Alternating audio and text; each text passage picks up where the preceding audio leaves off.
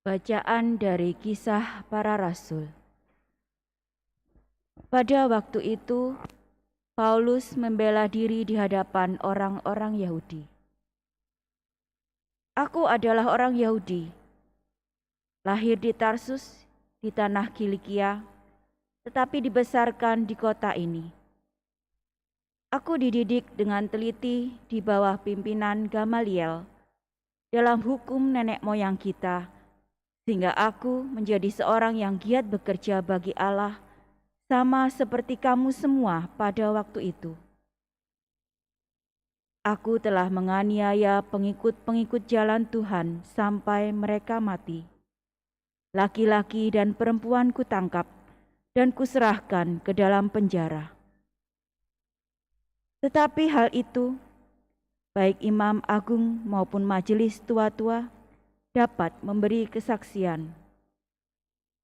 Dari mereka, aku telah membawa surat-surat untuk saudara-saudara di Damsyik, dan aku telah pergi ke sana untuk menangkap penganut-penganut jalan Tuhan yang ada di situ dan membawa mereka ke Yerusalem untuk dihukum.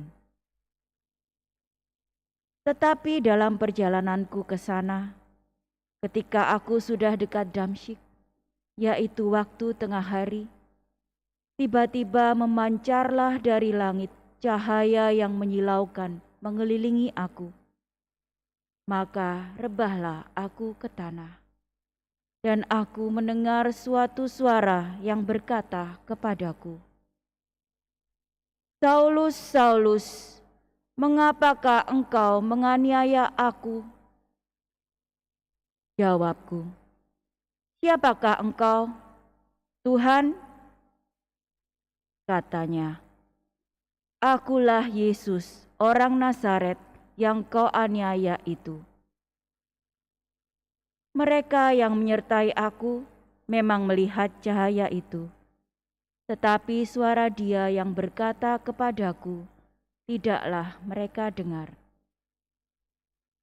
Maka kataku, "Tuhan, apakah yang harus kuperbuat?" Kata Tuhan kepadaku, "Bangkitlah dan pergilah ke Damsyik. Di sana akan diberitahukan kepadamu segala sesuatu yang ditugaskan kepadamu." Sebab aku tidak dapat melihat oleh karena cahaya yang menyilaukan mata itu, maka kawan-kawan seperjalananku memegang tanganku dan menuntun aku ke Damsyik. Di situ ada seorang bernama Ananias, seorang saleh yang hidup menurut hukum Taurat dan terkenal baik di antara semua orang Yahudi yang ada di situ. Ia datang berdiri di dekatku dan berkata, "Saulus, saudaraku, bukalah matamu dan melihatlah." Dan seketika itu juga aku melihat kembali dan menatap dia. Lalu katanya, "Allah nenek moyang kita telah menetapkan engkau untuk mengetahui kehendak-Nya, untuk melihat yang benar, dan untuk mendengar suara yang keluar dari mulut-Nya.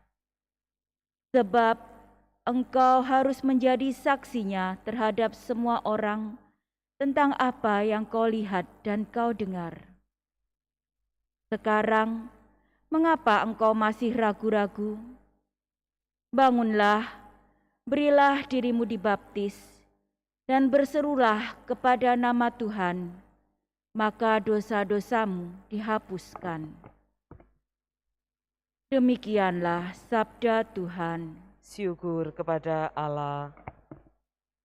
Pergilah ke seluruh dunia dan wartakanlah Injil. Pergilah ke seluruh dunia dan wartakanlah Injil. Pujilah Tuhan, hai segala bangsa. Megahkanlah Dia, hai segala suku bangsa. Pergilah ke seluruh dunia dan wartakanlah Injil. sebab kasih-Nya hebat atas kita dan kesetiaan Tuhan untuk selama-lamanya. Pergilah ke seluruh dunia dan wartakanlah Injil. Haleluya, haleluya,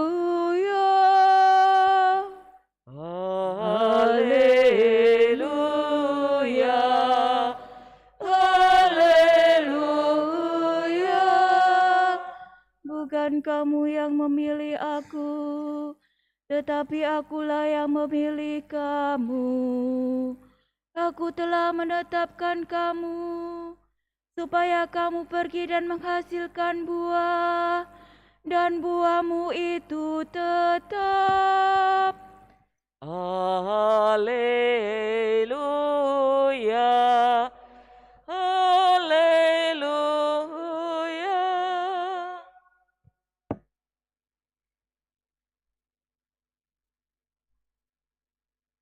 Tuhan bersamamu. Dan bersama rohmu, Inilah Injil suci menurut Markus. dimuliakanlah Tuhan.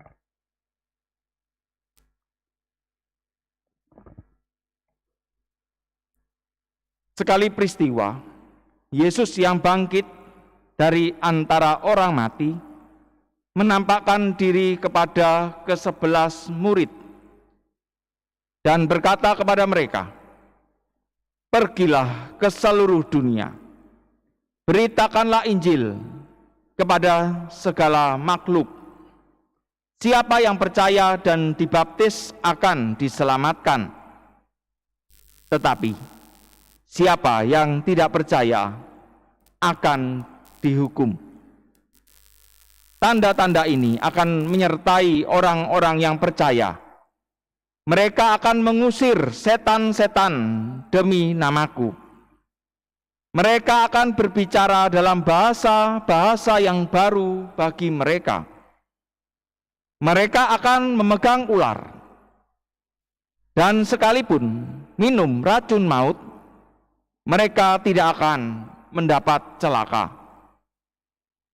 Mereka akan meletakkan tangannya atas orang sakit dan orang itu akan sembuh. Demikianlah sabda Tuhan.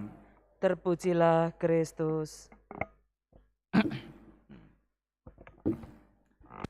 Yesus yang bangkit menampakkan diri kepada ke-11 murid dan berkata kepada mereka, "Pergilah ke seluruh dunia, beritakanlah Injil kepada segala makhluk."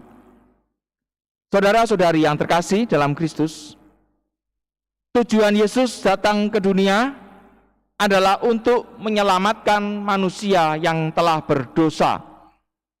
Dan setelah Yesus wafat dan kemudian bangkit, tugas pewartaan karya keselamatan Yesus tadi diwariskan oleh Tuhan kepada ke-11 rasul yang sampai saat ini dilanjutkan oleh Gereja Katolik melalui tabisan para uskup, tabisan para imam sampai sekarang. Ini adalah warisan dari para rasul kepada kita semua sampai sekarang ini. Tuhan menganugerahkan rahmat tabisan kepada para rasul, dan kemudian para uskup sampai sekarang menjadi para imam adalah para pemimpin di dalam gereja. Dan kepada mereka inilah tugas pewartaan karya keselamatan diwariskan. Tapi kita juga sebagai umat beriman, walaupun tidak menerima tabisan, juga diberi tugas yang sama.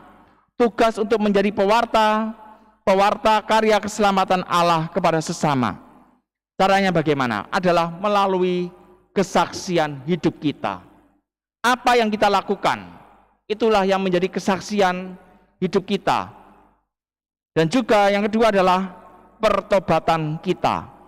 Memang kita adalah para pendosa, kita punya kelemahan, kita punya dosa, tapi bukan berarti kita membenarkan dosa, kita membiarkan hidup dalam dosa. Kita harus bertobat. Karena itu, sebagai tugas kita sebagai umat beriman sekarang adalah hidupilah kebenaran, hiduplah dalam kebenaran, hiduplah dalam kekudusan. Terus berusahalah untuk bertobat setiap hari.